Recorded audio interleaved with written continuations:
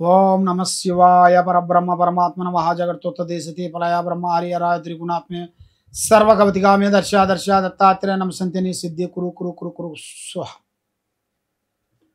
ప్రజలందరికీ నమస్కారము. 2025 మే నెల కర్కాటక రాశి ఫలితాలు ఎలా ఉంది, స్థితిగతులు ఎలా ఉన్నాయి అనేది ఇప్పుడు మనం తెలుసుకోబోతున్నాము.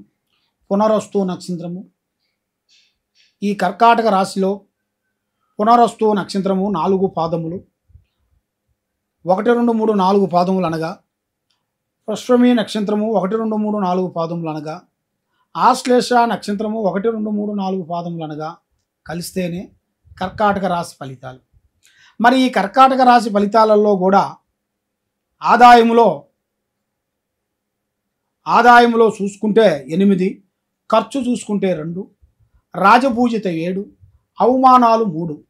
మరి ఎన్నో రోజుల నుంచి కష్టపడుకుంటూ వస్తుంటారు.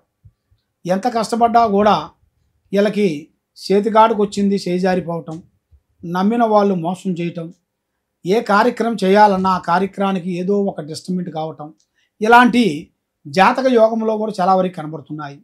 మరి విద్యారంగంలో చూసుకుంటే చాలా వరకు విద్య, ఆలోచన, తెలివితేటలు, ఉద్యోగము చాలా వరకు అభివృద్ధిగా వచ్చే మార్గాలు ఉన్నాయి. మరి ఉద్యోగదారులకి ప్రమోషన్ మార్పు, కొన్ని బయట దేశాలు కానీ వేరే స్టేట్ కానీ వెళ్ళాల్సిన కొన్ని అవకాశాలు కూడా కొన్ని రాబోతున్నాయి. మరి వ్యాపారదారులకి కొంత పార్ట్నర్షిప్గా ఇప్పుడు ఉండాల్సిన పార్ట్నర్స్ని కొంతమంది పక్కకి పెట్టేసి మళ్ళీ కొత్త పార్ట్నర్లు కొంత కలుపుకొని కొంత బిజినెస్ స్టార్ట్ చేయాల్సిన యోగం కూడా కనబడుతుంది. మరి పెళ్ళిళ్ళు కానీ గృహప్రవేశాలు కానీ ఈ సంవత్సరంలో వీళ్ళకి అద్భుతంగా విజయవంతమయ్యే మార్గాలు కనబడుతున్నాయి. మరి ఆరోగ్యపరంగా చూసుకుంటే చాలా వరకు కొంచెం నష్ట ప్రభావం అనేది కొంచెం కనబడుతుంది. మరి ఆరోగ్యంలో కూడా కొన్ని సమస్యలు అనేది కొన్ని రాబోతున్నాయి. ఆ సమస్యలు రాకోకుండా వాళ్ళకి అన్ని విధానాలుగా బాగుండి మైండ్, మనసు, ఆలోచన, త్రికార శుద్ధి వాళ్ళకి కరెక్ట్గా ఉండాలంటే వాళ్ళ మీద కొన్ని గ్రహాలు అనేది కొన్ని సంభవిస్తున్నాయి.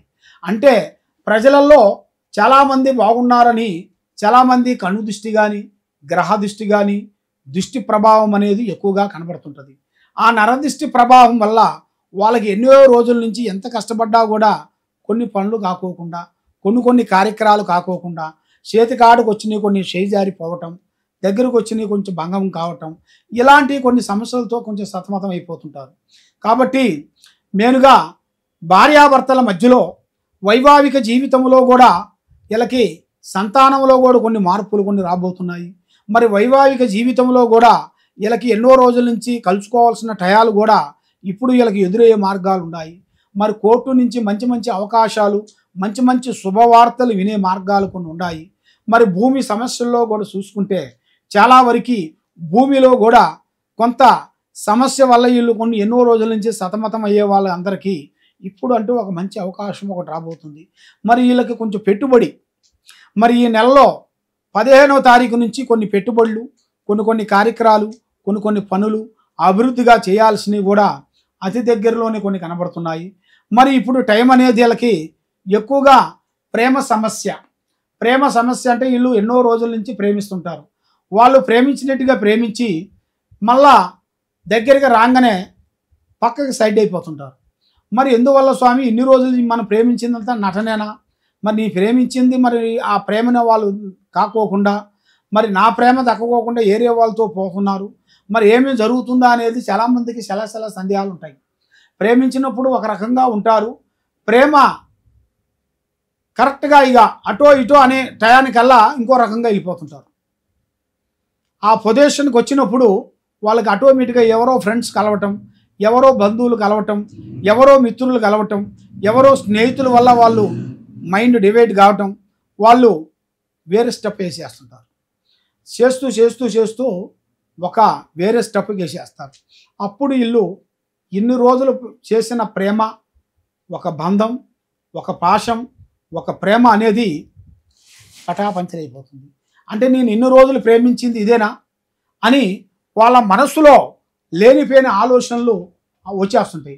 నేను ఈ ప్రేమ గురించేనా ఇన్ని సంవత్సరాలు ఈ 5-6 సంవత్సరాలు నా చదువు ఉద్యోగం అన్నీ పక్కకు పెట్టి నేను దీని గురించి తిరిగింది దీని గురించేనా అని చాలామంది అప్సెట్ అయిపోయి మైండ్ బ్లాక్ అయిపోయి ఇమోర్ శక్తి డౌన్ అయిపోతారు.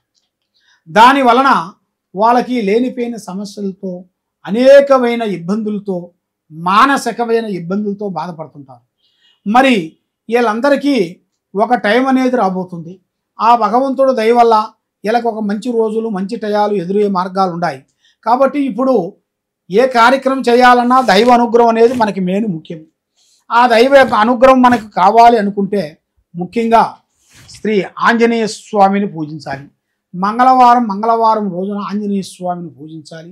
బుధవారం రోజున శ్రీ గణపతిని పూజించాలి.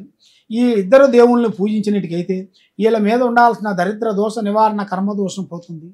ఏ కార్యక్రమమైనా అభివృద్ధిగా అవుతుంది.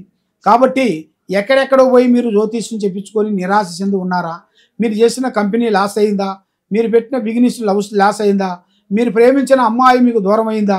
మరి ఎందువల్ల అయిందా అనేది మీరు తెలుసుకోవాలనుకుంటే ఈ కింద ఉండాల్సిన నెంబర్కి ఒకసారి సంప్రదించినట్టుకైతే మీ పేరుని బట్టి, మీ సమయాన్ని బట్టి, మీ యోగాన్ని బట్టి, మీ ఇంట్లో ఏముంది, మీ ఒంట్లో ఏముంది, మీరు చేసే ఆఫీసులో ఏముంది, ఏమేమి జరుగుతుందని చూసి చెప్పగలుగుతాం. సర్వే జనా సుఖినో భవంతు. ఓం నమః శివాయ నమః.